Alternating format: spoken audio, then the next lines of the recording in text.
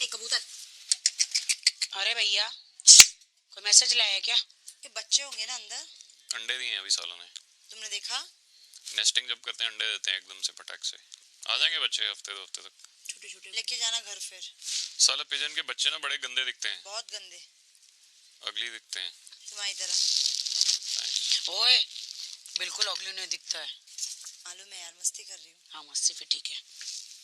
अभी ना वैसे गुजरे ना तो बटर पिघल जाए, फिर वहां से यहाँ गुजरे ना तो ऑटोमेटिक ऑमलेट बन जाए, फिर यहाँ से यहाँ गुजरे ना तो पराठा बन जाए, फिर यहाँ से यहाँ गुजरे ना तो कीमा पाव बन जाए। इंसान है या रोबोटिक मशीन?